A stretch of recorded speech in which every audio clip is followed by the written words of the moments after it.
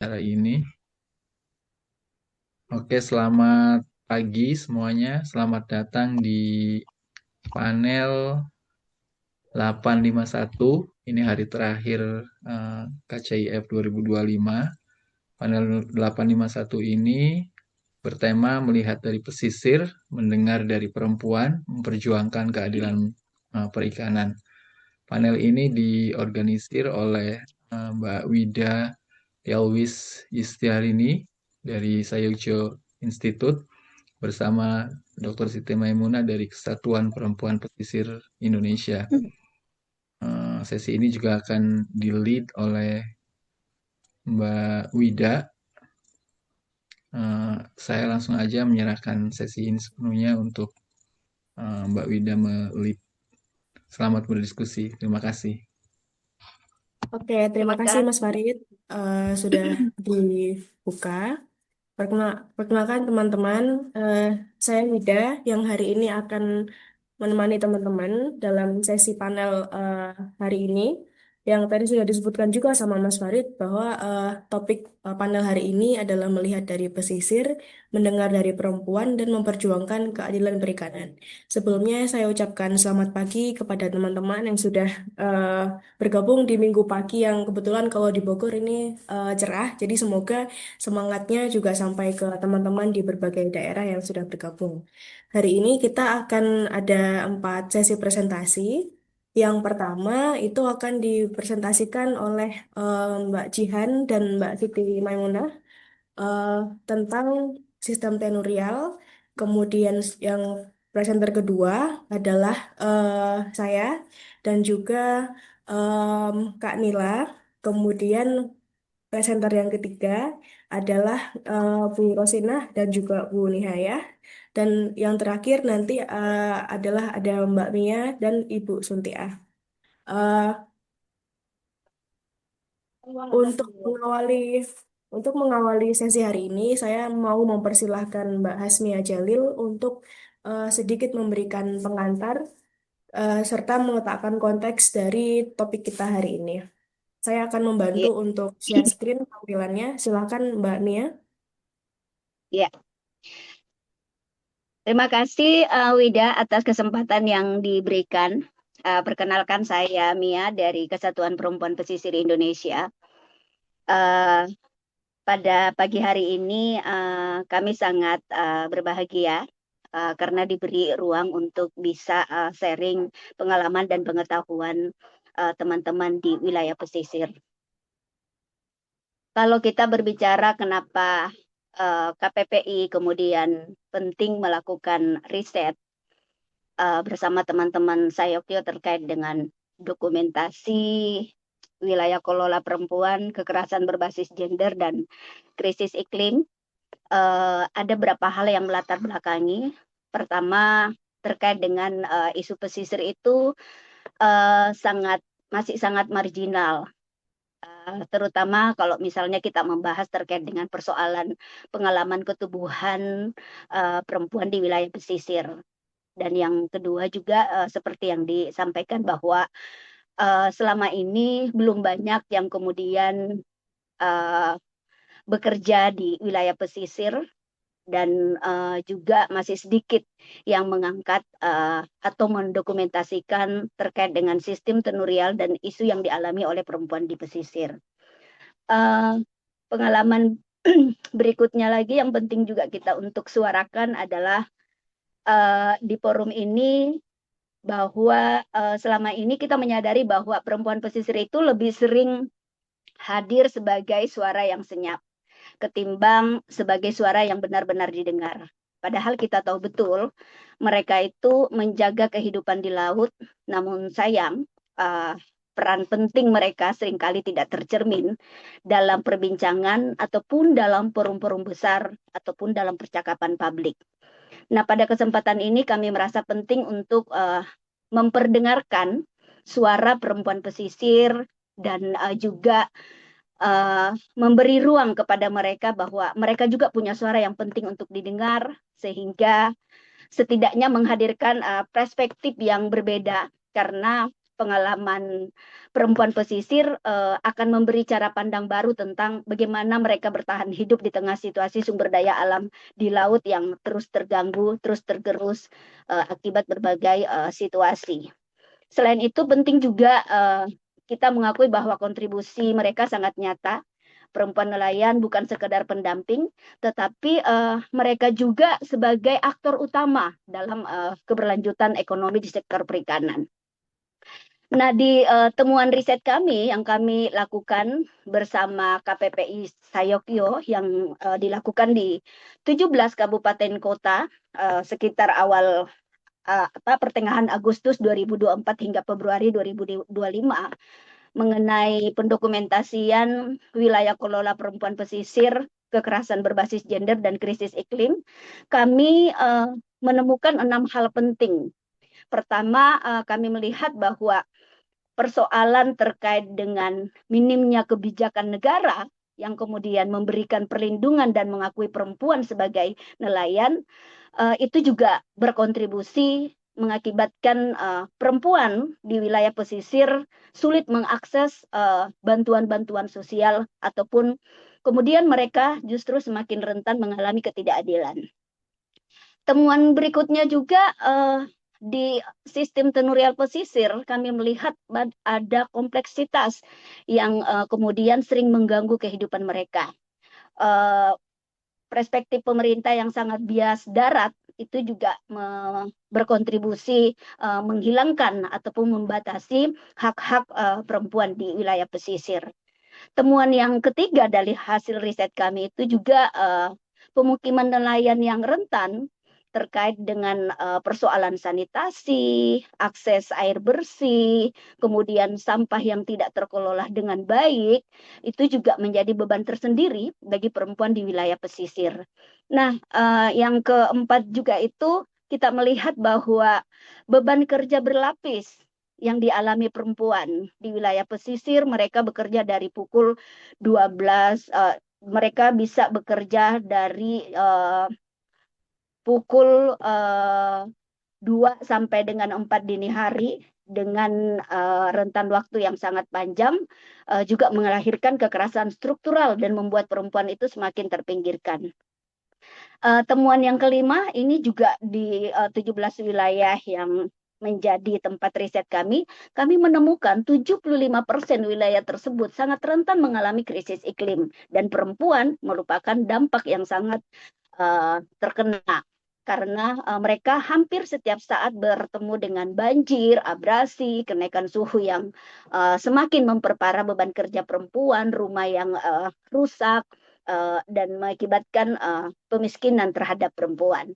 Dan yang keenam adalah proyek ekstraktivisme yang juga kami temukan di Morowali, di mana tambang di wilayah tersebut betul-betul merusak dan menggusur ruang-ruang hidup nelayan di wilayah pesisir. Riset ini kami lakukan dengan metode Feminist Participatory Action Research, di mana perempuan nelayan sebagai pelaku utama dalam riset ini tidak hanya mengambil data di lapangan, tetapi mereka juga terlibat langsung dalam mendokumentasikan persoalan-persoalan yang dihadapi perempuan di pesisir. Nah, pada konferensi kali ini kami akan memaparkan beberapa temuan saja terkait dengan riset yang kami temukan, dan untuk mempersingkat waktu mungkin kami terima kasih atas waktu yang diberikan. Ruang ini akan menjadi ruang yang sangat baik buat kami di pesisir untuk menyampaikan hal-hal penting dari hasil temuan riset kami. Begitu saja mungkin Wida, terima kasih atas waktu yang diberikan. Kami berharap bahwa diskusi ini akan semakin membuka ruang diskusi bagi kita bersama. Oke, terima kasih Mbak Asmia. Teman-teman, kita akan beranjak ke sesi presentasi yang pertama. Ini akan dibawakan oleh Mbak Jihan Nafisah dari Kesatuan Perempuan Pesisir Indonesia Surabaya dan juga Mbak Siti Maimunah dari sama KPPI dan juga Mama Aletafan. Saya akan membantu share screen sembari silakan jika kedua presenters ingin melakukan cek sound maupun ingin sembari memperkenalkan diri. Jihan, silahkan Jihan. Ya, Dimulai Mbak. aja. Eh, Ya. Assalamualaikum warahmatullahi wabarakatuh. Salam Adil Bahari, Om Swastiastu, Namo Buddhaya. Perkenalkan, nama saya Jihana Fisa. Saya KPPI Surabaya dan akan mewakili presentasi pada pagi hari ini mengenai sistem tenurial yang berbasis gender perempuan pesisir. Jadi sebenarnya perempuan pesisir ini tuh erat kaitannya dengan kegiatan-kegiatan yang bersifat kelautan seperti itu ya. Jadi kalau dilihat dari pengertian dari sistem tenurial sendiri itu kan hak kelola atas daratan, pesisir, lautan, dan semacamnya seperti itu. Nah, perempuan pesisir ini tuh memiliki apa ya, posisi yang strategis sebenarnya. Karena selain mereka ini mengelola hal-hal domestik, mereka juga memiliki peran penting di sosial, ekonomi, keagamaan, serta memiliki akses untuk mencari penghasilan tambahan di laut seperti itu. Contoh misalnya di wilayah kami di Surabaya itu, jadi selain melakukan pekerjaan-pekerjaan domestik, perempuan pesisir ini tuh juga melakukan kegiatan-kegiatan praproduksi, produksi sampai pasca produksi. Yang dimaksud di sini itu seperti ketika suaminya itu akan melakukan aktivitas di laut mencari hasil tangkapan, sebelumnya itu perempuan pesisir, ya bisa jadi itu istrinya, anak perempuannya, itu melakukan penyiapan, mulai dari membeli BBM, seperti itu, bekal, dan semacamnya, kebutuhan-kebutuhan yang akan dibawa oleh nelayan untuk pergi ke laut mencari hasil tangkapan. Tidak sampai di situ, ketika si laki-laki atau si nelayan ini pergi ke laut mencari hasil tangkapan, perempuan melakukan aktivitas domestik sebagaimana selama ini dilakukan, seperti memasak, membersihkan rumah, menyiapkan anak sekolah. Lalu tidak hanya berhenti di situ, bahkan hasil tangkapan kemarin yang belum selesai diproses itu mereka lanjutkan seperti itu. Lalu ketika para nelayan ini sudah pulang dari mencari hasil tangkapan, perempuan lagi yang harus melakukan proses pemilahan, lalu membersihkan, memfilet, mengasini, dijemur, sampai proses penjualan seperti itu. Jadi beban-beban kegiatan yang menumpuk itu cenderung membuat perempuan itu abai terhadap dirinya sendiri, termasuk kesehatan, ya seperti itu. Nah, perempuan pesisir seharusnya mendapatkan perlindungan dari pemerintah yang selama ini juga kami berusaha untuk suarakan seperti itu ya. Karena kalau Jihan, dilihat boleh fokus ke sistem tenurial aja, karena waktunya nanti nggak ada kita.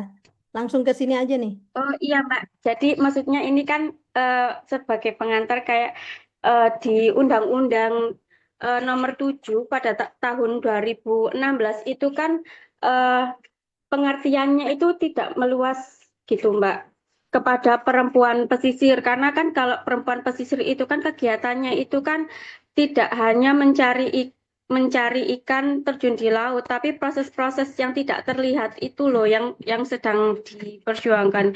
Jadi misalnya kayak di Surabaya sendiri itu kan dia selat gitu kan, dia tidak memungkinkan, maksudnya memungkinkan perempuan pesisir itu untuk bisa ikut terjun ke laut mencari kerang.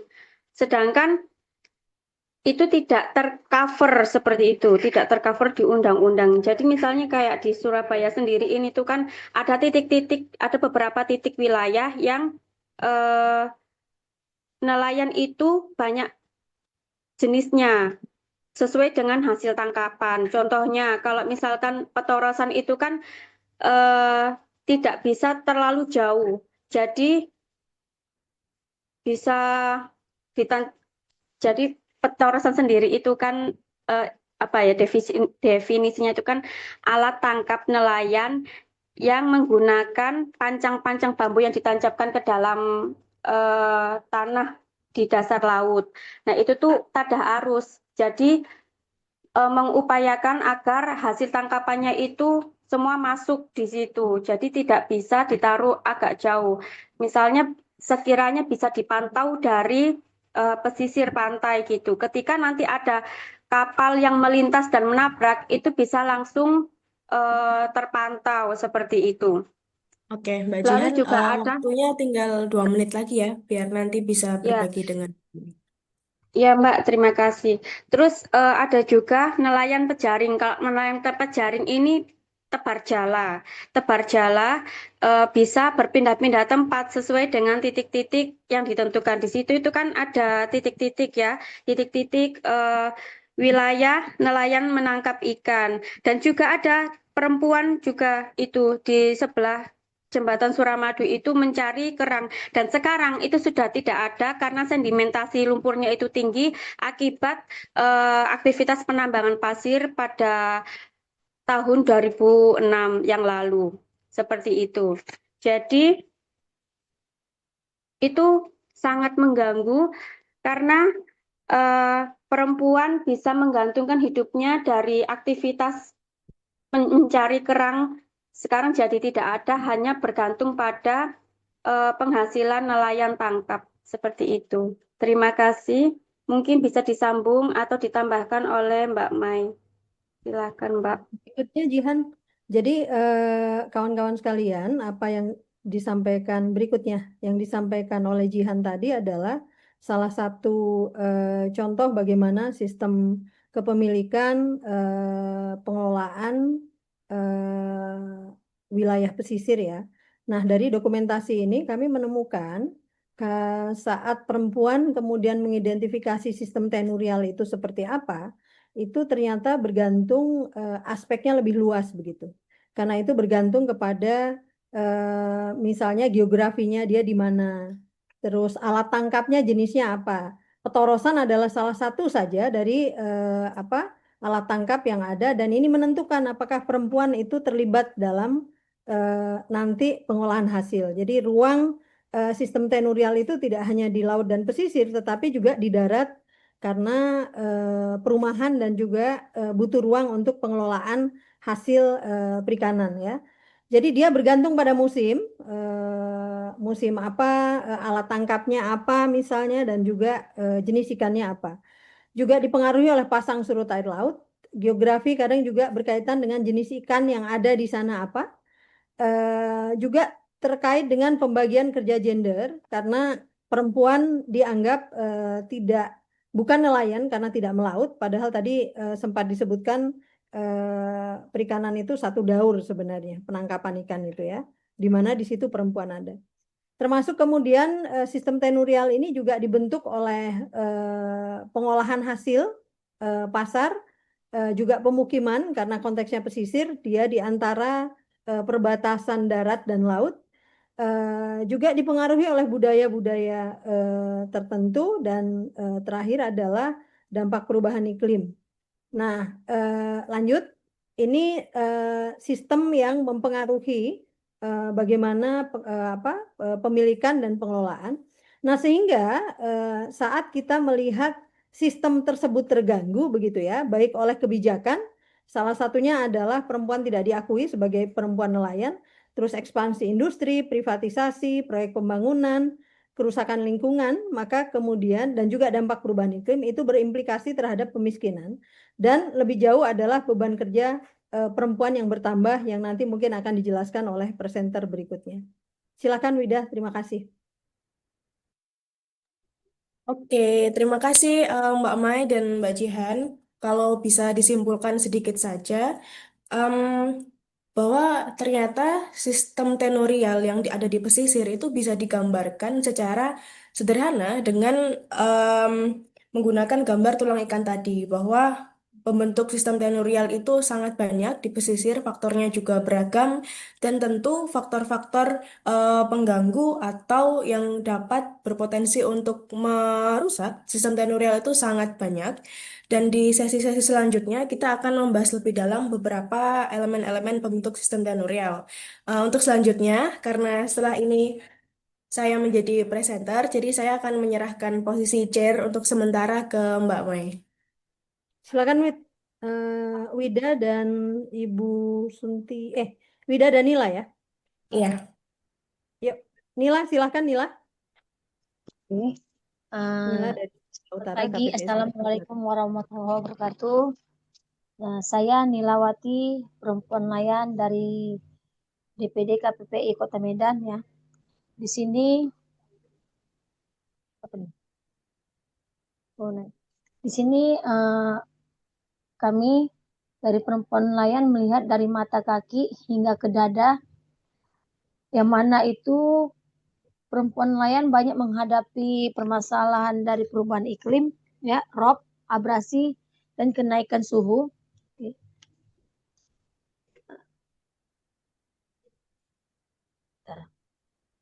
Nah, di sini kita lihat nih ya, dari gambar aja tuh sudah kita lihat tuh dampak dari perubahan iklim, yang mana di sini menjelaskan ya, rumah itu banyak yang rusak dan anak-anak sekolah kadang terganggu transportasinya hingga harus mereka tuh mengarungin air hingga sekitar 1 kilometer ya menuju ke rumahnya. Nah, di sini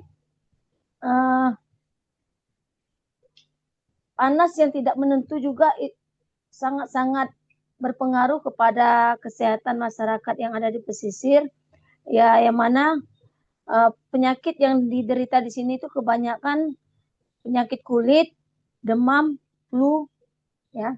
Dan itu pada saat rob juga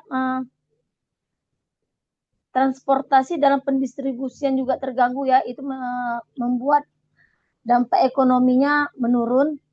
Nah, jalan-jalan itu pun rusak, sudah banyak yang hancur dan banyak menjadi satu genangan-genangan air yang mana itu airnya itu jadi jorok dan mengakibatkan kadang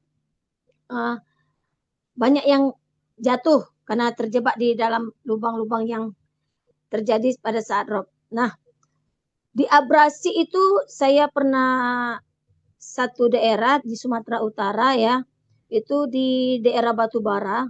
Kami melihat sendiri itu kurang lebih hampir 1 kilometer itu permukiman warga terhapus oleh abrasi hingga harus berpindah tempat ke daerah yang lebih aman. Gitu. Nah, memang di situ banyak apa ya kita bilang. Di situ ibarat gini, lautnya itu laut lepas gitu, laut lepas jadi ombaknya yang menerpa itu sangat besar ke permukiman. Dalam 10 tahun ke belakang itu ya, ini pengalaman saya sebagai yang sudah berpuluh tahun karena saya lahirnya pun di daerah permukiman pesisir. Jadi dalam 10 tahun ke belakang itu kami masyarakat pesisir itu cuman ibaratnya gini, kalau di rob mengalami pasang perdani. Jadi pasang perdani itu pasang paling dalam setahun sekali. Namun saat ini sudah tidak bisa diprediksi lagi kedalaman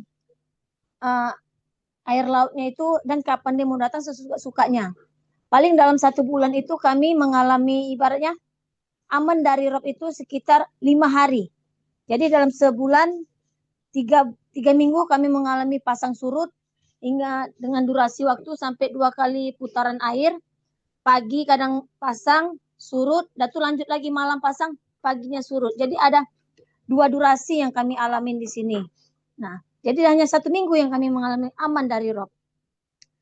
Dan untuk di kesehatan itu kami sudah melakukan banyak pengabdian kepada masyarakat, yaitu jadi masyarakat di sini itu banyak menderita penyakit kulit. Nah, karena apa? Karena air lautnya sudah tercemar. Di sini ada perusahaan yang tidak bertanggung jawab membuang limbahnya ke laut.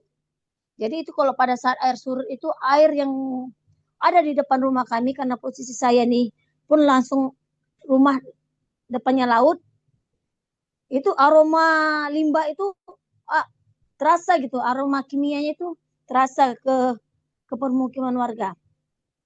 Nah, dalam beberapa tahun ini dengan banyaknya kita melakukan advokasi, melakukan memviral-viralkan keadaan daerah kita itu, jadi pemerintah itu melakukan upaya penanggulan, ya, dan melakukan peninggian jalan. Namun ini belum maksimal kami bilang. Nah, membangun tanggul. Jadi hanya satu di kelurahan aja yang baru aman dari tanggul. Selebihnya contoh di Medan Belang itu ada 6 kelurahan, 1 kelurahan yang aman, 5 kelurahan kena limpahan. Jadi limpahnya itu udah rata di 5 kelurahan, hanya 1 kelurahan yang aman. Itu. Dan peninggian jalan pun memang sudah dilakukan pemerintah saat ini. Contohnya di Bagandeli yang kita lihat tuh anak sekolah yang jalan ini, ya, situ pemerintah sudah melakukan upaya melalui dana APBD dan APBN. Nah, namun karena perubahan iklim ini mulai makin meningkat, ya, semakin kita tinggikan semakin kita tinggikan jalan, airnya semakin tinggi gitu, macam ngikut deh gitu dengan jalan. Jadi kita bingung juga kan, pemerintah pun bingung juga mengatasinya ini. Nah, jadi masyarakat itu ya contohnya kami di KPPI itu mengadvokasi kepada Bapeda, kepada ibaratnya koalisi-koalisi organisasi-organisasi nelayan, organisasi 1 menit lagi nih, perempuan. ya. Oke. Nah, itu kami sudah melakukan advokasi dalam memberi kebijakan kepada pemerintah. Sekarang wali kota sudah menargetkan kebijakannya kepada wilayah Medan Utara untuk pembangunan lebih maju. Dan upaya individu di rumah tangga itu ya mereka harus meninggikan rumahnya lagi gitu. Dan pada saat kendalanya di MCK, di mana rumahnya itu tenggelam, mereka itu tidak bisa melakukan BAB dengan baik gitu. Jadi makanya ada istilahnya itu helikopter terbang, nah itulah. Nah inilah sekarang yang kami lagi cari solusi kepada pihak perusahaan dan pihak pemerintah untuk menghadapi permasalahan sanitasi dan air bersih. Oke, Wida. Silakan, Wida. Nanti Saya saya lanjutkan. kembalikan. Ya. Oke, saya lanjutkan kawan-kawan. Saya di sini mau mencoba untuk meletakkan apa yang diceritakan oleh Kak Nila itu, bahwa misalnya banjirop, kemudian abrasi, kemudian kenaikan suhu, sebetulnya itu adalah pertanda kita sedang mengalami satu fenomena yang dinamakan krisis iklim. Dan sebenarnya melalui riset ini kami mau menunjukkan bahwa yang menyebabkan krisis iklim itu tidak hanya satu hal yang sederhana, tapi sebetulnya sangat kompleks. Bahkan kita bisa mengatakan sistem yang rakus inilah yang menyebabkan kita sekarang berada dalam masa krisis.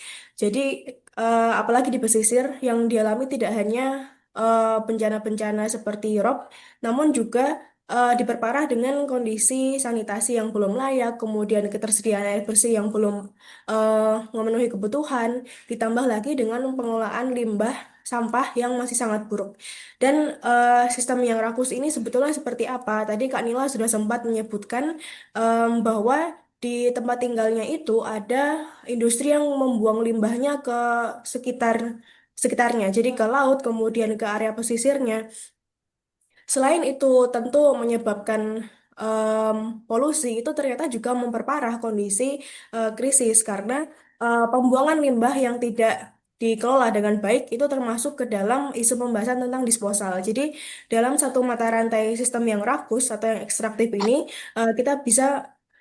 kita bisa melihat bahwa itu semua diawali dengan ekstraksi atau dengan mengambil, dengan mengeruk, kemudian memproduksi, kemudian distribusikan apa yang diproduksi, dan kemudian kita sebagai konsumen memiliki peran di bagian konsumsi, dan yang terakhir pembahasan tentang pembuangan atau disposal ini yang kita juga memiliki peran, namun kita tidak bisa membebankan semuanya kepada diri kita yang tidak memproduksi, terutama kepada perempuan-perempuan pesisir yang skala produksi sampah rumah tangganya jauh sangat berbeda dengan industri yang membuang semua limbahnya ke area pesisir. Bahkan industri yang membuang limbahnya tidak di pesisir itu pada akhirnya juga akan bermuara ke pesisir, sama seperti bagaimana sampah itu mengalir seperti air dari hulu ke hilir, dari hulu ke muara, dan itu akan bertumpuk di pesisir. Eh, Makanya, melalui riset ini kami melihat bahwa solusi yang dibutuhkan misalnya untuk mengatasi krisis iklim yang sudah sangat besar itu tidak hanya adaptasi yang dilakukan oleh para perempuan nelayan maupun para masyarakat pesisir, namun juga membutuhkan perubahan yang lebih transformatif dan perubahan yang bisa meruntuhkan sistem-sistem ketidakadilan yang membangun sistem yang rakus.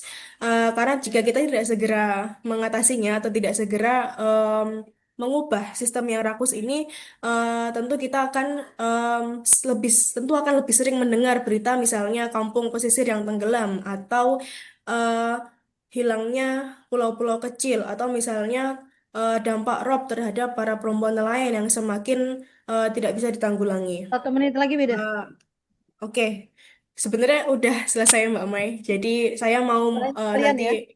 iya, biar waktunya lebih banyak untuk kita bisa diskusi sama kawan-kawan yang hadir di sini. Lanjut, Wid. Oke, ini karena sudah saya kembali lagi menjadi chair, saya mau mengundang eh, sesi di sesi presentasi selanjutnya.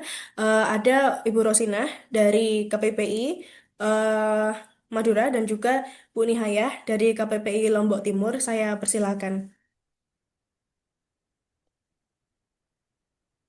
Ya, cek, cek, cek. Dengar? Sudah, sudah kedengar Bu Ya, Nihayah? oke. Bu Assalamualaikum Nihayah, warahmatullahi ya wabarakatuh. silakan. Saya Bu Nihaya dari KPPI Lombok Timur. Ya, di sini bagiannya di Lombok Timur itu ya menceritakan setelah sanitasi eh, perempuan nelayan yang perempuan pesisir yang selalu kekurangan air, yang apalagi yang berada di Lombok Selatan itu. Tapi tadi pas eh, saya hari ini tidak berada di tempat ya karena berada di luar. Saya tadi pas keluar itu saya ada terima laporan kalau eh, air dari Basarnas, Kak. Sepertinya tadi dari Basarnas telah menyalurkan air bersih ke bagian selatan bersama Pak Bupati. Tadi saya lihat fotonya. Eh, Terus saya langsung, oh jangan-jangan ini eh, karena apa yang kita lakukan selama ini, ya, kita advokasikan selama ini, KPPI yang kita suarakan selama ini, tapi belum tahu juga kebenarannya ini masih dalam, eh, karena kami mendapat info saluran untuk penyaluran air ini baru kemarin sore disalurkan ke Lombok Timur. Nah, terkait masalah air ini, saya eh, kita sedang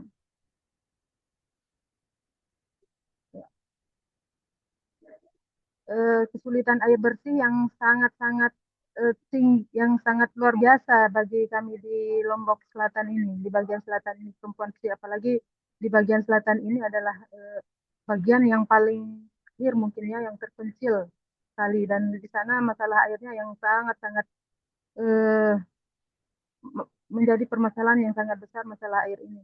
Karena di sana kita mungkin bisa numpang minum, maksudnya mungkin bisa numpang makan, tapi tidak untuk numpang mandi ya, seperti itu, karena di sana sangat kesulitan airnya.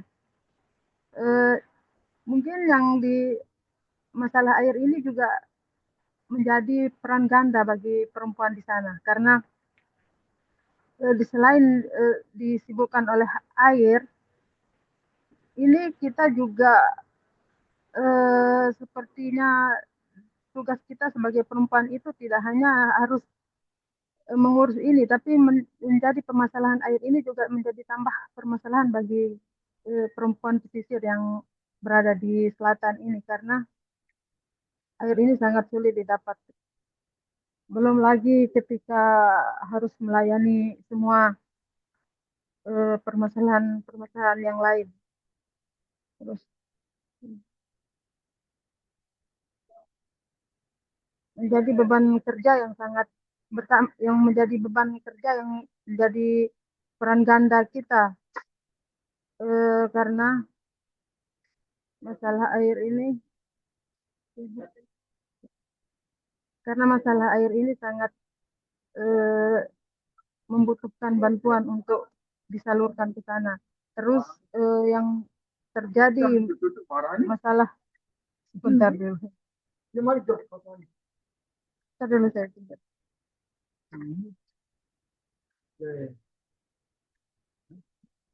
Udah ya, gini.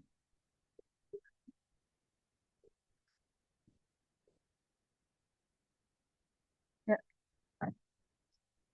Kemudian yang jadi permasalahannya selain air itu di wilayah kami adalah sampah yang sangat-sangat menumpuk di mana-mana yang karena tidak bisa diatasi. Belum lagi sampah dari pembuangan limbah kerang, pembuangan limbah pakan untuk pakan lobster, itu belum lagi limbah untuk pembuatan kerambu-kerambu untuk budidaya itu, bambu-bambunya juga masih dibuang sembarangan di mana-mana sehingga di tepi laut itu sangat menumpuk, dan belum lagi sampah-sampah yang dibawa oleh arus air ketika air naik.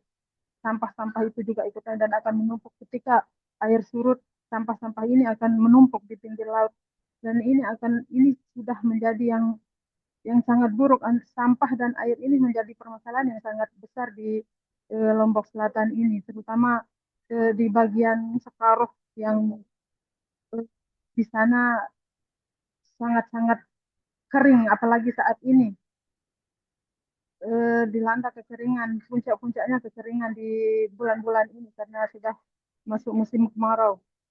Dan kita pun dari KPPI kita juga pernah ke sana untuk mendata langsung bagaimana keadaan masyarakat di sana untuk masalah air dan sampahan ini, terus sanitasi yang buruk di sana juga, karena di sana itu kenapa tidak bisa dialirkan air seperti yang di wilayah-wilayah lain yang ada PDAM-nya segala macam, karena di sana itu tempatnya terpisah-pisah, tidak ada satu eh, tidak seperti perkampungan pada umumnya, tapi di sana karena lahannya yang masih kosong, kadang berjaraknya ada berapa kilo-kilo, ada yang berumah di sana ada 10 orang, 1 kilo lagi 10 orang, nah, seperti itu. Dengan jangkauan-jangkauan seperti itu tidak bisa di akses oleh PDAM karena terlalu jauh jarak antara rumah dengan rumah yang lain, kampung dengan kampung yang lain itu sangat jauh, dan penduduknya masih di sana yang ada yang 15 orang, di sana ada 20 orang, ya. Tapi itu misah-misah. Jadi itu yang tidak bisa membuat saluran air yang tidak bersih. Tapi kami dari KPPI pernah mengusulkan eh, supaya bagaimana bisa teratasi untuk permasalahan air di bagian selatan ini. Karena kami pernah mengusulkan supaya bagaimana di pengadaan mobil tangki untuk daerah sana, supaya air tangki ini bisa menyalurkan air-air ke rumah warga. Jadinya hal-hal yang seperti itu pernah kami suarakan, tapi sampai sekarang ini masih belum ada tindak lanjut. Tapi tadi kemarin sore itu sudah ada eh, kabar baiknya kalau dari Basarnas juga sudah menyumbangkan air ke sana. Tapi semoga ini juga Bu bisa Nihaya, berlanjut. 1 menit lagi ya. Ya, Semoga ini bisa menjadi awal yang baik untuk kami ke sana, untuk disalurkan ke sana. Juga ini masalah penanganan sampah ini yang masih sangat-sangat buruk, belum bisa teratasi karena ini bisa juga menimbulkan kesehatan bagi masyarakat di daerah selatan ini. Masih masyarakatnya yang kemarin waktu kami wawancara ada yang sakit gatal-gatal, ada yang sakit koreng, itu luka-luka yang gitu, yang itu masalah air karena air di sana untuk kecukupan untuk minum dan mandi saja kan mereka mandi di laut, dan untuk bilasnya itu cuma satu gayung itu untuk bilas, eh, untuk membilas yang bekas air asin, air laut tadi kebanyakan menggunakan air laut di sana. Dan semoga harapannya kita sebagai KPPI yang sudah menyuarakan apa-apa yang sudah kami data, yang pernah kami eh, turun lapangan bersama teman-teman yang pernah mendata, supaya bisa disuarakan, bisa kami menjadi bagian dari menyuarakan, merebut sanitasi air bersih dan Ya, sampah ini bisa ya. kami ambil menjadi Oke. kami suarakan. Terima kasih Bu Nia ya. Silakan Bu Rosina untuk melanjutkan.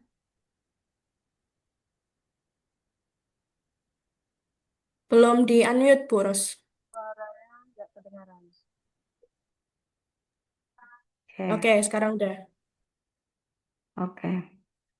Eh, seperti apa yang disampaikan oleh Bu Nihaya, dari 31 desa hasil pendokumentasian yang telah kita lakukan, terdapat 14 desa kurang lebih yang mengalami persoalan sanitasi, air bersih, dan tata kelola sampah yang masih sangat buruk ya.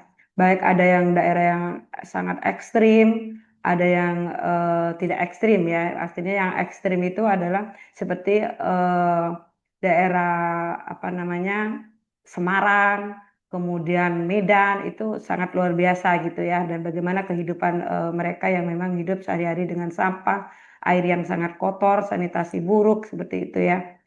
Nah, saya coba melihat dari kacamata kebijakan pada tahun 2025 ini, implikasi kebijakan yang tidak berpihak pada masyarakat pesisir, khususnya di Kabupaten Lombok ya. Sebenarnya ada beberapa wilayah yang sebenarnya mengalami pemangkasan ya. Ini dampak dari pemangkasan anggaran, dan itu berdampak di beberapa wilayah. Ada Lombok Timur, Lombok Tengah, ada Kupang, dan dua daerah lainnya. Di Lombok ini memang DAK-nya sangat rendah sekali, terutama dalam isu WASH atau sanitasi air bersih dan persampahan. Nah, kita bisa lihat tahun 2025 Kabupaten Lombok ini memperoleh alokasi DAK 744,47 miliar ya, atau 28% dari total transfer keuangan daerah 2,54 triliun. Nah, di tahun 2024 sebesar 811,81 miliar atau 32% dari total 2,54 triliun. 2023 sebesar 7,76 miliar atau 33% dari total TKD 2,23 triliun. Nah, dilihat dari analisa anggaran ini jauh pada tahun 2005 ini sangat turun gitu ya, mengalami penurunan untuk dana alokasi khusus daerah.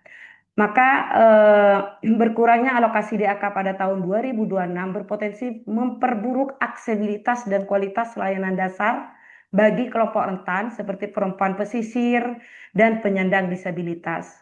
Sejak tahun 2025, porsi TKD anjlok ke titik terendah hanya 17% dari total belanja negara. Angka ini bukan hanya mencatat sejarah kelam, tetapi juga mencabut daya hidup pemerintah daerah dalam menyediakan layanan dasar. Akibatnya jutaan warga, terutama kelompok paling rentan seperti perempuan-perempuan pesisir, berisiko kehilangan hak atas kesehatan, air bersih, dan sanitasi layak. Lebih dari itu, pemangkasan 25% TKD mengisyaratkan resentralisasi keuangan yang kian mengebiri kewenangan daerah. Anggaran semakin tersedot ke pusat, sementara daerah dibiarkan lemah tanpa daya.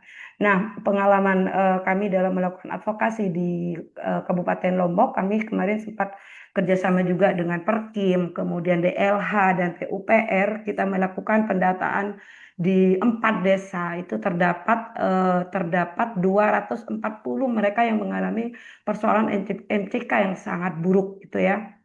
Dan karena DAK kecil, rendah, justru teman-teman pemerintahan seperti PUPR, Perkim, dan DLH itu meminta nasional untuk bagaimana kita membantu mendorong juga anggaran dari pusat sehingga kami bisa merealisasikannya di daerah. Nah, itu kondisi pasca gitu ya, pasca terjadinya pemangkasan anggaran di beberapa daerah dan itu sangat berdampak terutama di kampung pesisir, di mana sebelumnya kampung pesisir kampung pesisir dan non pesisir itu sudah mengalami diskriminasi anggaran, ditambah lagi kebijakan tahun ini kebijakan pemangkasan itu malah lebih memperburuk lagi kehidupan masyarakat di kampung pesisir.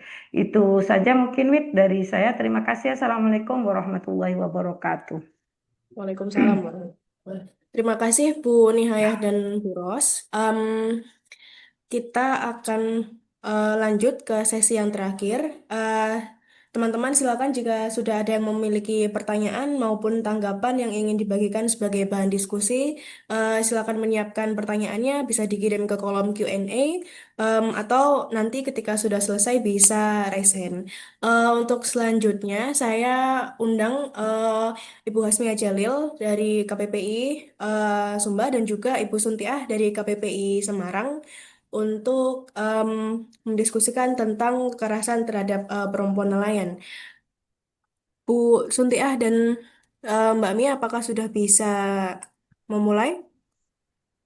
Silakan Sudah, Ibu Mbak. Suntia. Oh iya, terima kasih waktu yang diberikan kepada saya.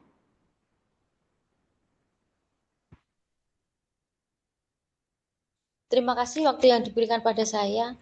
Saya akan perkenalkan saya dari KPPI Semarang, Ibu Suntiah, yang mau memaparkan tentang pemetaan tubuh, membaca kekerasan seksual dan laten pada perempuan nelayan. Perempuan nelayan dalam lingkar kekerasan, perempuan nelayan menghadapi berbagai bentuk kekerasan selain mengalami pelecehan seksual.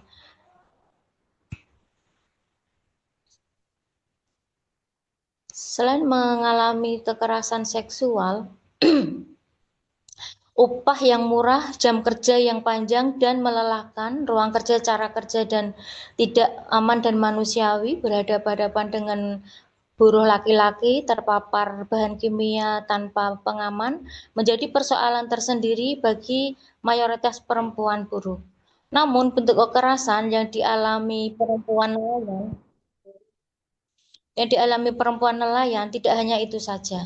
Karena di tempat kerja ini karena ada berhadapan-hadapan dengan laki-laki, jadi banyak sekali perempuan yang yang terdampak pelecehan seksual atau pelecehan. Seperti kayak dicoel-coel bagian dada, kemudian dicolek-colek bagian pantat, kemudian ada juga yang dicium, karena di sini buruh laki-laki itu yang membagi untuk job-job untuk perempuan-perempuan pilet ikan di sini. Yang mereka yang mau disenggol-senggol, mau dicolek-colek itu akan mendapatkan jatah ikan yang lebih besar. Sedangkan kalau yang tidak mau itu mendapatkan jatah yang kecil. Kemudian untuk siklus harian keluarga, siapa yang paling banyak bekerja? Di sini dari melalui siklus harian keluarga dapat diketahui bahwa perempuan atau ibu memiliki jam kerja paling panjang.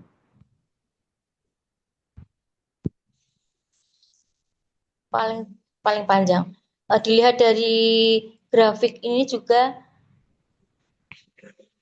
jam kerja yang per laki-laki itu dari gambar di grafik itu ditunjukkan dengan merah, kemudian perempuan dengan biru bisa terlihat sangat perbedaan sama sekali bahwa laki-laki lebih pendek jam kerjanya dan perempuan lebih banyak. Di grafik 61 ini di bawah menunjukkan juga sekitar 80% perempuan bekerja dalam rentang waktu 14 sampai 18 jam per hari. Gambaran ini didapat dari siklus harian perempuan pada 31 desa di 15 kabupaten, di mana perempuan mengerjakan pekerjaan produktif pada rentang waktu sejak pukul 2 dini hari hingga 4 pagi dini hari dan baru beristirahat dengan baik di kisaran pukul 18 hingga 22. Pemetaan tubuh yaitu melihat kekerasan yang tak tampak dilihat dari lingkar kekerasan yang dinormalisasi. Pemetaan tubuh bisa menunjukkan jenis-jenis kekerasan yang diterima perempuan, penanda kekerasan yang merupakan efek dari beban kerja yang berlipat, terlihat dari gangguan-gangguan fisik dan mental pada perempuan. Misalnya dengan kanannya pemerah dan kuku tangannya terkelupas karena bekerja sejak pagi jam 8 pagi sampai jam 5 sore. Memfilet ikan sehingga kuku-kuku dan kulit tangannya menipis. Sedangkan kaki kiri mengalami pembengkakan karena terlalu banyak duduk, sementara jari-jari kakinya kena kutu air karena sering terendam air laut saat mencuci ikan.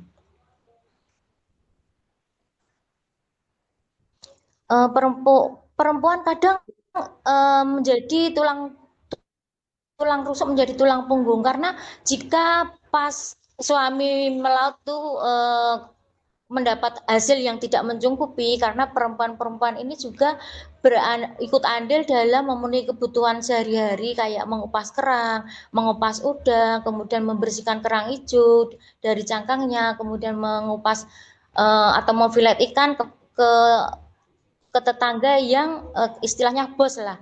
Jadi mendapat upah. Jadi semakin banyak dia bekerja, semakin banyak mendapat upah. Tapi kalau memang kapasitas kerangnya dapatnya sedikit, kemudian kita juga kerjanya cuma sedikit, kita upahnya juga sedikit. Kekerasan KPPI juga sering mendampingi kekerasan dalam rumah tangga yang diakibatkan karena ekonomi, sehingga kekerasan itu kita dampingi hingga sampai ke RT. Kalau RT sudah terselesaikan, kita ya sudah sistem saja. Tapi kalau tidak bisa diselesaikan, kita naik ke RW, bisa juga naik ke kelurahan. Kalau sampai ke kelurahan itu tidak bisa diselesaikan, maka kita dampingi sampai ke kecamatan. Dari ke kecamatan itu ada juga kasus KDRT yang harus dijalur hubungkan sehingga terjadi perceraian. Ada juga kasus kekerasan seksual yang kita dampingi tapi tidak sampai ke kita mendampinginya hanya sampai ke kecamatan mediasinya. Jadi untuk jalur hukum kita tidak ranahnya KPPI. Mungkin itu saja yang bisa saya sampaikan. Mungkin kurang lebihnya bisa ditambahkan oleh Mbak Mia. Monggo Mbak Mia. Terima kasih Ibu Suntia atas apa yang dipaparkan. Sedikit juga menyambung dari apa yang disampaikan Ibu Suntia, bahwa kita tahu betul pada setiap wilayah riset itu kami temukan tingginya beban kerja dan multi peran perempuan nelayan dalam keluarga dan masyarakat. Nah, ini juga yang menyebabkan perempuan kemudian berada dalam situasi yang tidak berdaya, karena mereka tidak hanya mengurus urusan di domestik, tetapi juga kerja-kerja dalam pemenuhan ekonomi dengan mencari kerja alternatif, misalnya kayak disampaikan Ibu Suntia, mengupas kerang sampai duduk berjam-jam. Selain itu juga mereka harus memastikan bagaimana pangan keluarga bisa terpenuhi dan kemudian anak-anak bisa bersekolah dan juga mendapatkan kesehatan yang baik. Nah, itu semua dipikirkan oleh perempuan. Nah, sayangnya persoalan-persoalan seperti ini kemudian kontribusi perempuan nelayan tidak pernah diperhitungkan. Bahkan perempuan nelayan itu tidak diakui, padahal dia memiliki peran yang sangat besar dalam rantai pasok di perikanan. Tapi sayang pengakuan terhadap perempuan sebagai nelayan itu juga tidak tercermin di dalam berbagai kebijakan. kita melihat bahwa ini terjadi diskriminasi yang kita sebut dengan berbasis kelas dan gender yang kemudian menciptakan penindasan berlapis terhadap perempuan.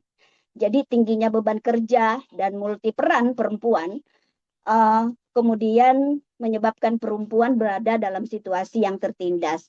Nah, situasi-situasi seperti ini juga kemudian semakin parah, di mana perempuan nelayan kemudian tidak hanya mengalami kekerasan struktural dan kekerasan yang tidak terlihat, tetapi juga perempuan mengalami dampak dari alih fungsi wilayah pesisir yang kemudian membuat mereka berada pada lingkaran kekerasan yang terus berulang.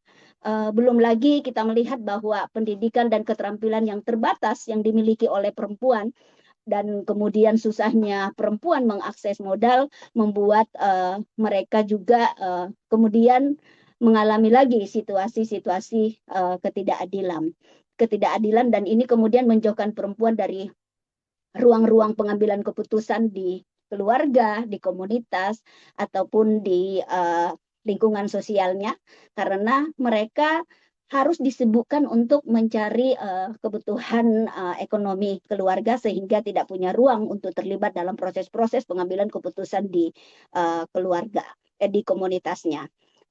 Sehingga kita juga mendorong bagaimana ke depan perlu untuk kemudian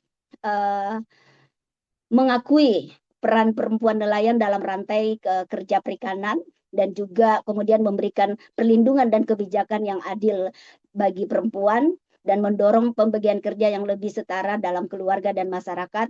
Dan kita melihat tadi bagaimana memetakan tubuh dan membaca kekerasan struktural maupun laten pada tubuh perempuan itu kita bisa memahami bahwa ketidakadilan gender bukan hal alami, melainkan hasil konstruksi sosial yang kemudian dapat dirubah dan kedepannya kita berharap perempuan di pesisir bisa lebih kuat lagi untuk menyuarakan kebutuhan dan kepentingannya sehingga lebih banyak lagi forum-forum komprehensi seperti ini yang bisa menghadirkan perempuan untuk bisa bersuara terkait dengan situasi hidupnya. Begitu saja mungkin Wida, terima kasih atas waktunya.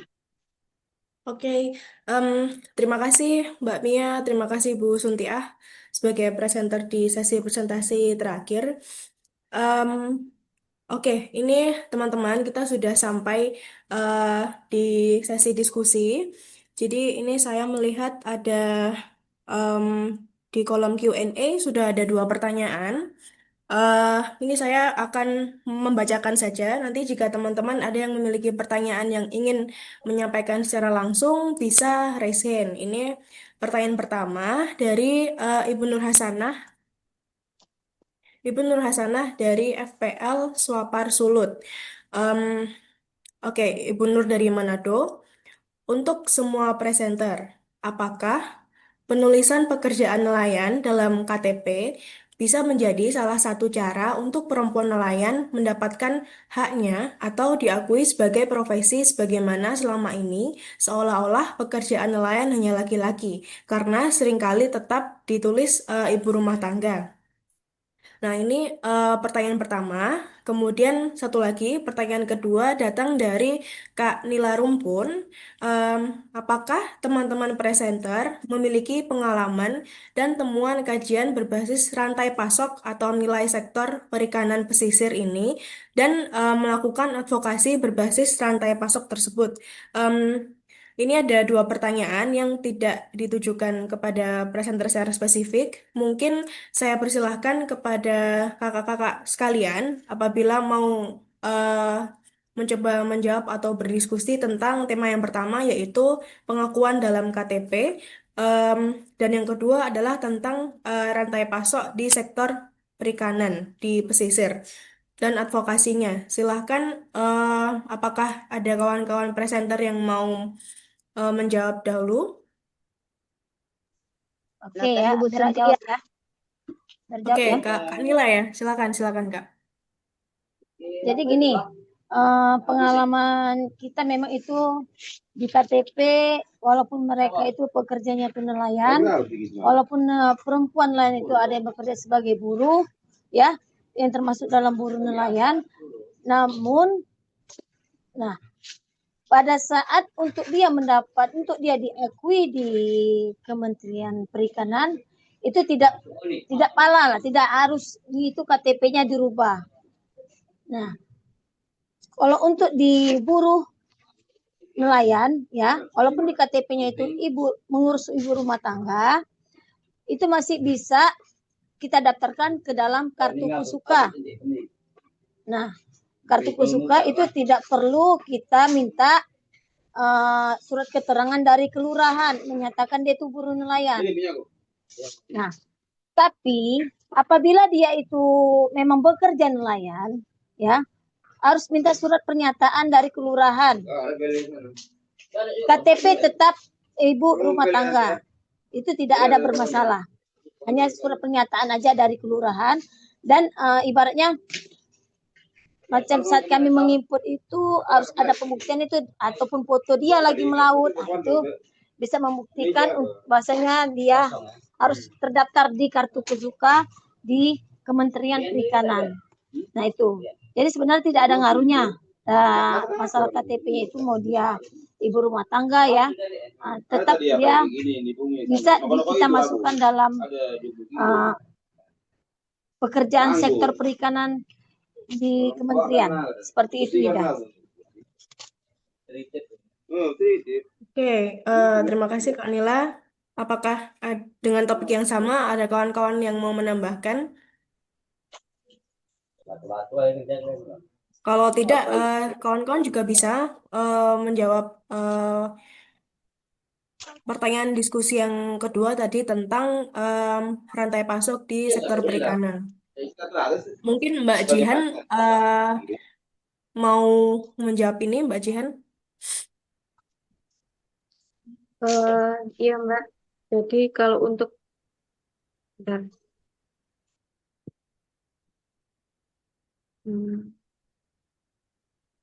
Jadi untuk perkara rantai pasok itu memang kan perempuan itu terlibat dalam semua proses ya, dalam semua proses produksi perikanan gitu, sektor perikanan.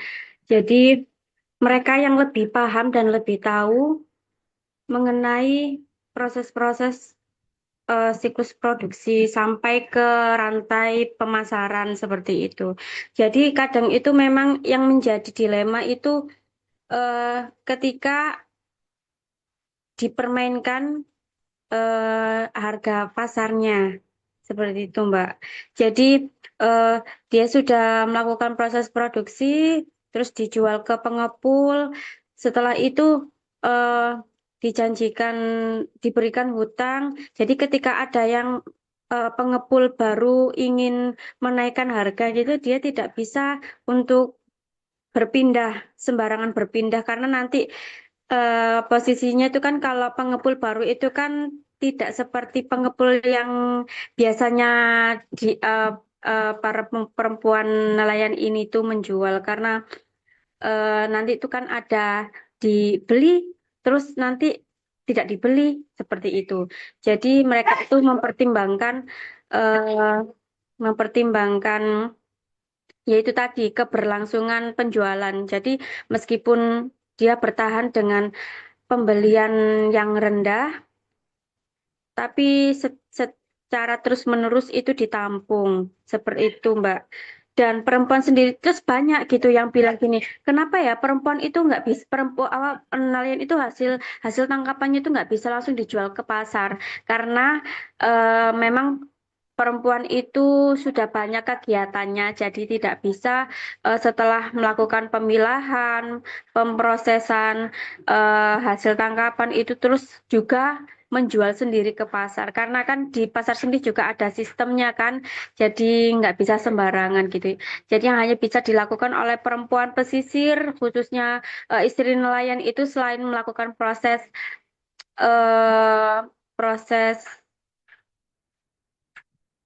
perikanan ya dijual langsung ke tengkulak seperti itu.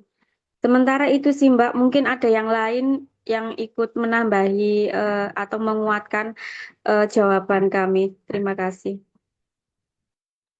Baik, terima kasih Mbak Jihan. Kawan-kawan presenter yang lain, apakah ada yang mau menambahkan terkait topik yang barusan tentang rantai pasok perikanan. Mungkin saya nambah aja sedikit ya. Ya, silakan Bros. Di beberapa daerah bermacam-macam ya konteks bagaimana rantai pasok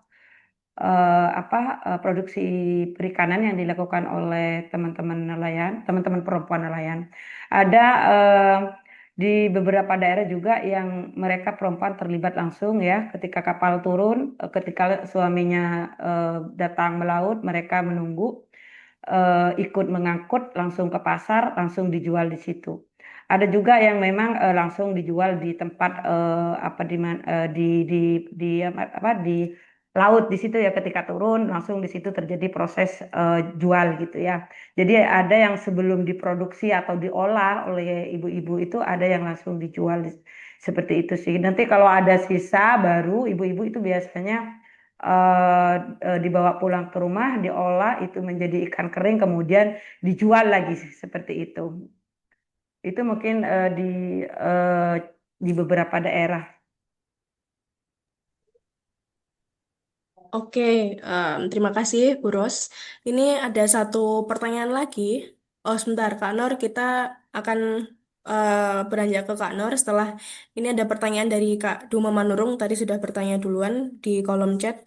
Kak Duma Manurung memiliki dua pertanyaan, yaitu tentang perubahan iklim dan musim. Apakah perubahan iklim dan musim ini mempengaruhi profesi eh, nelayan, terutama perempuan nelayan? Apakah karena perubahan iklim terdapat misalnya perubahan pola melaut maupun pola mencari kerang. Itu pertanyaan pertama. Dan kemudian yang kedua, apakah perubahan musim, perubahan iklim itu juga berpengaruh ke terhadap peningkatan kasus kekerasan seksual pada perempuan nelayan? Silakan kepada teman-teman Ini presenter. Wid, ada yang raise hand juga, Wid. Iya, oke, berarti langsung, oke kita dengarkan dulu pertanyaan dari Kak Nur, nanti akan saya ingatkan kembali pertanyaan dari Kak Duma. Silakan Kak Nur jika ingin menyampaikan tanggapan maupun pertanyaannya. Saya ini, halo, Iya, iya, terima kasih atas waktunya, Kak Wida.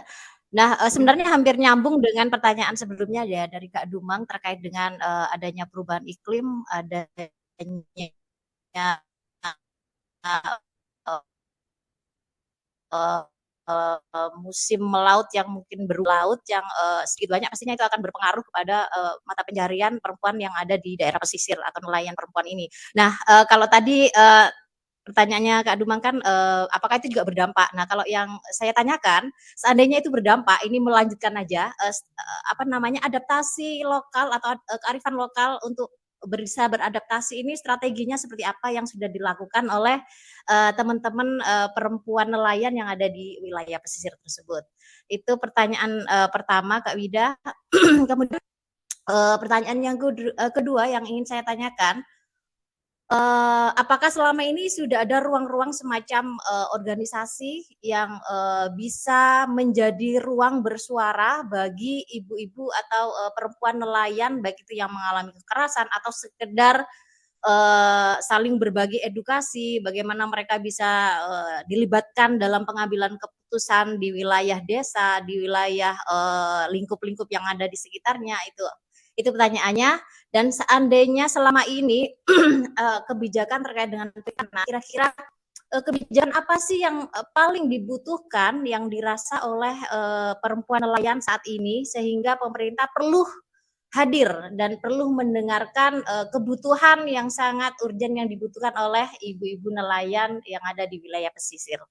Baik, itu saja Kak Wida, terima kasih atas waktunya dan semoga tetap semangat ya buat teman-teman semuanya yang mungkin melakukan pendampingan terhadap ibu-ibu nelayan. Terima kasih. terima kasih Kak Nur. Baik teman-teman, ini ada pertanyaannya serupa, tapi tak sama. Ini berkaitan dengan perubahan iklim dan juga perubahan cuaca, serta bagaimana itu berdampak ke profesi perempuan nelayan. Serta pertanyaan yang kedua, ini berkaitan dengan kekerasan terhadap perempuan, lebih lagi, spesifik lagi kekerasan seksual. apakah perubahan iklim ini punya dampak kepada peningkatan KS dan apakah selama ini sudah ada organisasi yang bisa menemani para perempuan nelayan untuk mendapatkan keadilan? Eh, Nanti juga ada yang terakhir, mungkin kawan-kawan bisa membantu menjawab berkaitan dengan kebijakan apa sebetulnya yang paling dibutuhkan saat ini oleh perempuan nelayan. Saya persilakan kepada kawan-kawan presenter. eh Bu Suntia sudah menjawab di kolom komentar, tapi mungkin Bu Suntia bisa Bu menambahkan secara langsung agar teman-teman juga bisa mendengarkan tanggapan Ibu.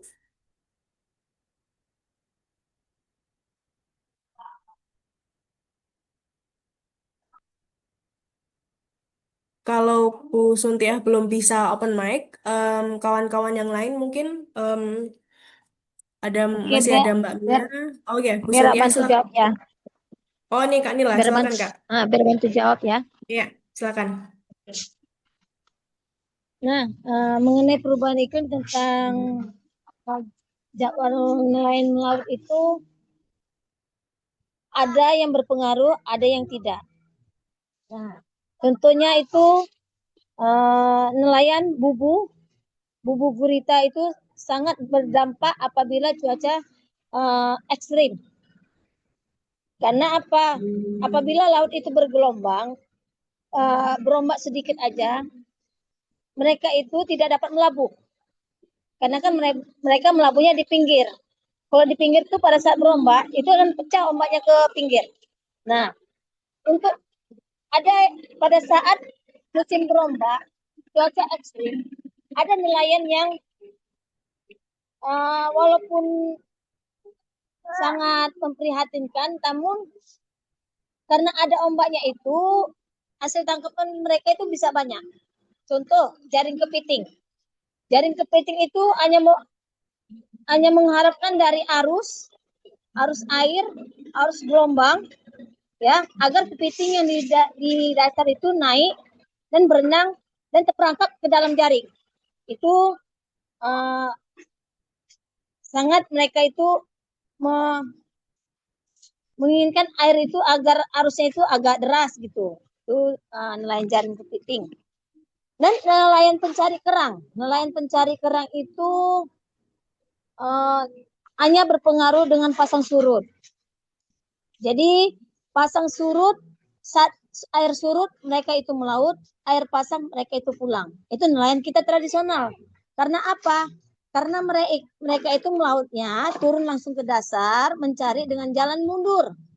Jongkok jalan mundur. Jadi mereka itu hanya mengharapkan pasang surut. Maka kena apa? Sering bertentangan dengan nelayan modern. Pada kemarin itu saya lagi mengadvokasi mereka karena mereka melakukan penangkapan kepada nelayan modern yang melakukan tangkapan di daerah pesisir, daerah nelayan tradisional. Dan itu saya dampingi langsung di kantor KPPI, kami mediasikan antara nelayan modern dengan nelayan tradisional, ya. Itu mereka sangat mengeluhkan, sangat meresahkan bagi kita nelayan tradisional. Karena hanya sisa-sisa mereka yang kita dapat. Itu yang sangat mengganggu nelayan pencari kerang. Jadi ada si cuaca perubahan iklim yang mendukung, ada perubahan iklim yang tidak mendukung pada saat menangkap, pada saat nelayan itu melaut. Seperti itu.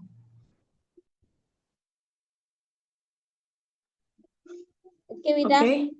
Ya, terima kasih Kanlah. Kawan-kawan lain, adakah yang mau menambahkan? Terutama tadi ada pertanyaan dari Kak Nur tentang strategi adaptasi yang sudah dilakukan terkait dengan perubahan iklim dan juga kerusakan lingkungan. Mungkin karena tadi Mbak Mia dan Bu Suntiah mempresentasikan tentang kekerasan terhadap perempuan ya, juga bisa menambahkan tadi apakah perubahan iklim itu memiliki dampak atau memiliki pengaruh terhadap kekerasan atau peningkatan kekerasan terhadap perempuan nelayan. Silakan kawan-kawan. Aku sedikit, Wit. Ya, Kalau kita silakan. berbicara terkait terkait dengan dampak perubahan iklim itu tentu sangat berpengaruh terhadap komunitas di wilayah pesisir ya. Cuaca yang ekstrim tentunya akan mempengaruhi pendapatan nelayan. Ketika cuaca ekstrim berarti nelayan laki-laki akan sulit untuk melaut karena ini juga terkait dengan perlindungan dan keamanan di laut. Nah, ketika mereka tidak bisa melaut, otomatis mereka tidak akan mendapatkan hasil untuk pemenuhan kebutuhan hidup sehari-hari. Nah, ketika hal itu terjadi, maka beban yang akan diambil alih untuk memenuhi kebutuhan tersebut adalah perempuan. Perempuan yang kemudian akan menjadi pelaku utama untuk mendukung atau mensupport ekonomi keluarga.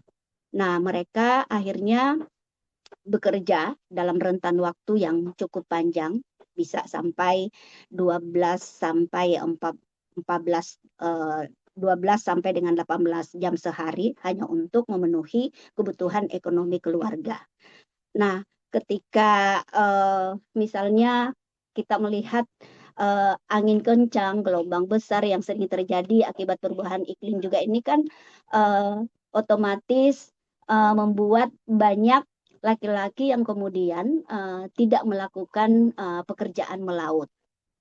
Nah, ketika itu terjadi maka perempuanlah yang kemudian mengambil alih untuk mencari nafkah ekonomi buat keluarga nelayan. Itulah yang kita katakan mengapa perempuan di wilayah pesisir itu punya kontribusi besar dalam pemenuhan ekonomi keluarga, tetapi kerja-kerja mereka itu sering tidak dilihat sebagai pekerjaan karena dianggap itu tidak bekerja untuk menyiapkan makanan, mengelola hasil tangkapan, tidak dilihat sebagai pekerjaan yang langsung menghasilkan uang, sehingga sering tidak dianggap sebagai sebuah pekerjaan yang harus mendapat penghargaan dari lingkungan sekitarnya.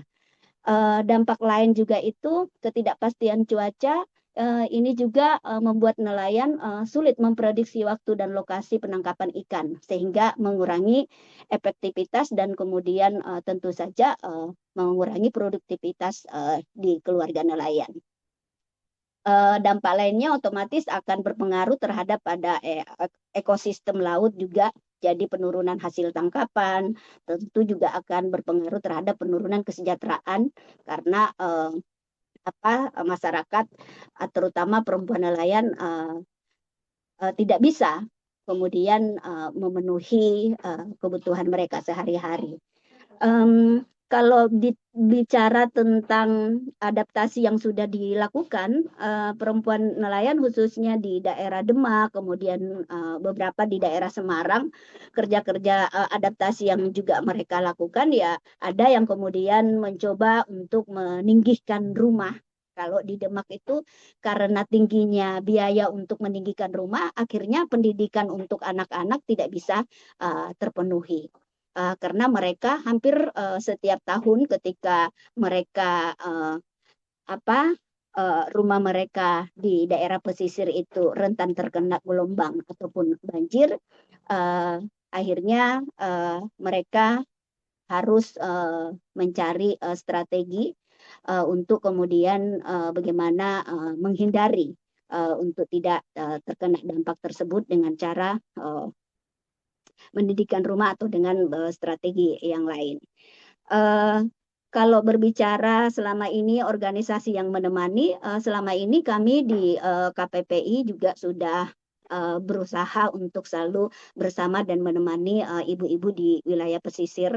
Kami ada di 21 kabupaten kota untuk kemudian selalu memperkuat perempuan di wilayah pesisir untuk bisa mendorong berbagai situasi-situasi yang terjadi di wilayah pesisir bisa kemudian diadvokasikan dengan para pengambil kebijakan baik itu di kampung, kabupaten hingga ke provinsi dan nasional.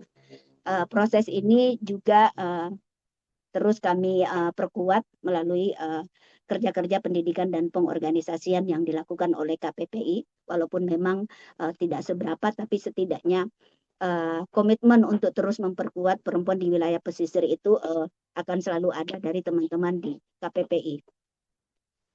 Seperti itu sih yang mungkin bisa saya tambahkan. Kalau terkait dengan kebijakan, mungkin saat ini kita melihat bahwa advokasi terkait dengan undang-undang nomor 7 tahun 2016 terkait dengan pemberdayaan perempuan nelayan yang di mana juga kita mendorong bagaimana di undang-undang tersebut ada pengakuan terhadap perempuan sebagai nelayan sehingga mereka mudah mengakses bantuan-bantuan sosial yang diberikan atau yang ada dari pemerintah. Selama itu juga belum ada pengakuan, maka perempuan sulit untuk mendapatkan kesejahteraan yang layak, terutama bantuan sosial di wilayah-wilayah pesisir, karena mereka juga harus berebut ruang dengan laki-laki. Sementara perempuan selama ini belum banyak mendapatkan perhatian serius terkait dengan kontribusi mereka di sektor perikanan. Itu sih, selain kita juga mendorong adanya advokasi terkait dengan undang-undang perubahan iklim. Seperti itu, Wida. Oke, Mau terima kasih. menanggapi. Tunggu, ini siapa? Aku sedikit menambahi, Mbak. Oh ya, silakan Mbak Jihan, silakan Mbak. Ya, untuk sedikit menambahi untuk pertanyaan mengenai adaptasi apa yang dilakukan oleh perempuan pesisir ketika ketika mengalami krisis perubahan iklim ya. Tentunya ketika sudah tidak bisa diprediksi lagi cuaca ekstrim yang akhir-akhir ini tuh muncul, terus hasil tangkapan juga semakin hari semakin berkurang. Ya, selain yang diusahakan oleh perempuan pesisir itu mencari alternatif lain seperti berjualan, selama ini itu juga hutang gitu, Mbak. Jadi yang utama yang bisa dilakukan oleh perempuan itu sebagai alternatif dari adaptasi mereka menghadapi krisis perubahan iklim itu yaitu berhutang gitu. Karena kalau misalkan dia untuk melakukan produksi tidak ada bahan baku misalnya, kalau ingin untuk menjadikan bahwa hasil tangkapan itu dirubah untuk menjadi produk yang bernilai jual tinggi. Terus di sisi lain juga kebijakan-kebijakan pemerintah itu yang sangat tidak pro pada kondisi yang dialami oleh warga pesisir misalnya. Jadi selama ini perempuan selain tidak diakui statusnya, jadi daripada sibuk untuk menyetujui proyek-proyek pembangunan, lebih baik fokus pada pemulihan. Jadi yang selama ini tidak dipikirkan itu kan pemulihan dampak buruk hasil dari aktivitas penambangan yang sudah terjadi atau mungkin pengerusakan lingkungan seperti limbah yang ujung-ujungnya tetap bermuarah ke pantai, ke laut yang mencemari dan semakin hari mengurangi hasil tangkapan itu kan yang perlu dipikirkan itu salah satunya adalah pemulihan. Bagaimana cara pemerintah atau yang lainnya itu membantu untuk memulihkan kembali ekosistem laut yang sudah rusak seperti itu, Mbak, supaya ya tidak ini lagi gitu loh. Maksudnya setidaknya kalau sudah ada tanggung jawab dari pemerintah dan perusahaan yang sudah melakukan pengerusakan itu terus mereka itu memikirkan pemulihan ke laut yang sudah dirusak itu kan itu sebuah bentuk tanggung jawab gitu untuk supaya masyarakat pesisir yang berkehidupan ini kan tetap bisa melangsungkan penghidupannya yang bergantung pada laut itu. Seperti itu sih, Mbak. Terima kasih. Oke, Mbak Jihan, terima kasih. Kawan-kawan, Bisa berhubung sudah jam. nambah belum ya? Oh, Oke, sudah jam Bu 10. Rusinah mau menambahkan lagi, mungkin Sedikit ya, terakhir dari sedikit Bu saja Ros. soal Ya, silakan. pendampingan. Ya loh, sedikit saja soal pendampingan kekerasan gitu ya. Di beberapa daerah mungkin KPPI memang tidak fokus dalam pendampingan kekerasan terhadap perempuan maupun anak, tetapi di beberapa daerah yang terjadi biasanya kita melakukan kerjasama atau kolaborasi dengan organisasi-organisasi lokal, terutama juga bersama pemerintah bupati, pendekatan dengan bupati, kemudian kerjasama dengan Dinsos ya, koalisi-koalisi seperti Koalisi Perempuan Indonesia, ada LKNU dan lain sebagainya.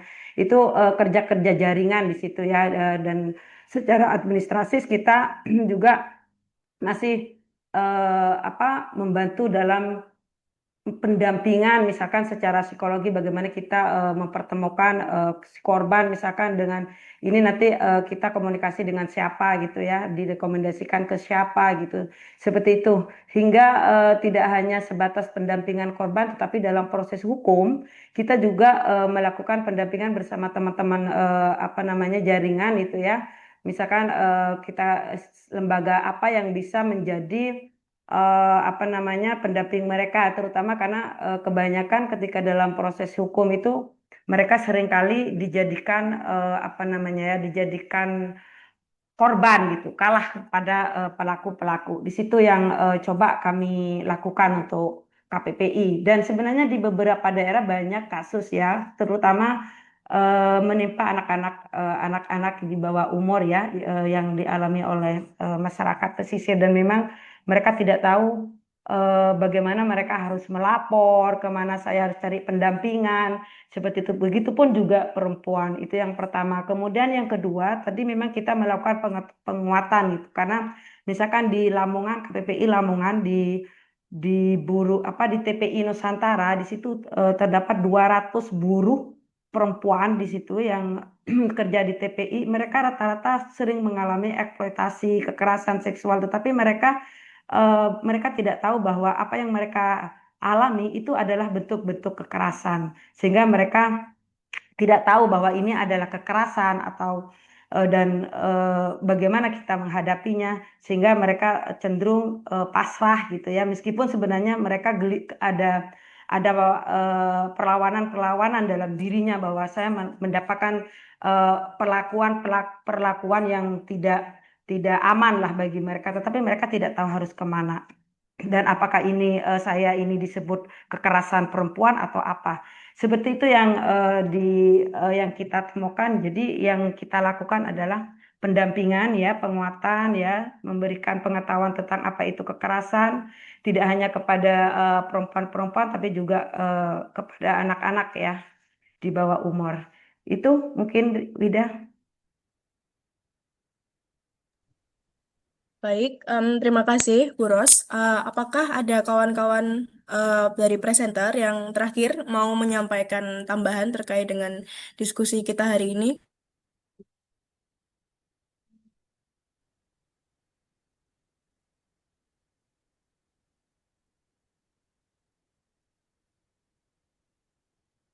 Oke, sudah mulai bertebaran tepuk tangan dan juga emoji-emoji Cukup love-love ini. kayaknya, Wid. Udah Eh, habis waktunya, Wid. Oke, iya, berhubung tadi juga sudah diingatkan di awal oleh Mas Farid agar kita bisa tepat waktu dan maksimal banget kalau molor ya 10 lebih 5 atau 10 lebih 10 maksimal. Baik, terima kasih teman-teman sudah bergabung ke panel pagi hari ini yang kita sedang mendiskusikan tentang perempuan nelayan, tentang perikanan sejak pukul setengah 9 tadi. Saya ucapkan terima kasih kepada kawan-kawan semua dan juga terima kasih tentunya kepada para presenter yang sudah memaparkan dan berbagi cerita tentang apa yang mereka alami sehari-hari sebagai perempuan nelayan. Eh, Kawan-kawan juga jika ingin membaca secara lengkap apa yang tadi kami paparkan bisa mengunjungi link yang sudah saya kirimkan di kolom chat. Begitu, terima kasih sekali. Eh, saya kembalikan ke Mas Farid begitu ya selaku host. Ya, terima kasih Mbak Wida. Juga penghargaan buat teman-teman panelis yang jadi representasi suara dari pesisir ya. Semoga forum kecil ini bisa menjadi media menyuarakan situasi yang saya pikir bukan cuma tempat tinggalnya yang berada di pesisir dan paling pinggir, bahkan suaranya juga mungkin berada di posisi yang juga sangat terpinggirkan. Dan semoga karena ini juga direkam dan nanti akan dipublikasikan di YouTube, juga akan bisa diakses oleh siapa saja yang memerlukan untuk mengetahui lebih jauh situasi dan pengalaman hidup para perempuan di pesisir ini. Sekali lagi terima kasih, tapi sebelum ditutup, seperti saya bilang di awal tadi, kita akan foto bersama. Mohon izin atau teman-teman yang berkenan membuka kameranya dipersilakan. Udah semua? Ini walaupun sedikit gitu, tapi dari Buka. ujung ke ujung. Buka. Nih Wida buka. Ayo. Nila, Kapan ayo lagi buka. loh? Suntia. Bu Suntia Udah buka. semua? Ros, belum Ros? Belum. Bu Nila. Jihan mana Jihan? Mia, halo Mia. Ini kenapa sih pada malu-malu? Sudah buka, Mbak. Jarang-jarang Iya, loh. Mia Saya sudah mau- action itu jarinya sudah. Oke. 1, 2, 3. Satu kali lagi. 1, 2, 3. Sekali lagi terima kasih. Setelah ini, kalau teman-teman berkenan, ada sesi lain tentang ekofeminisme, cerita dari Sumatera Utara, dari ujung barat Indonesia ya. Jadi dipersilahkan jika berkenan untuk bergabung. Sekali lagi terima kasih. Saya tutup sampai di sini. Terima kasih, Mas Farid. Terima kasih.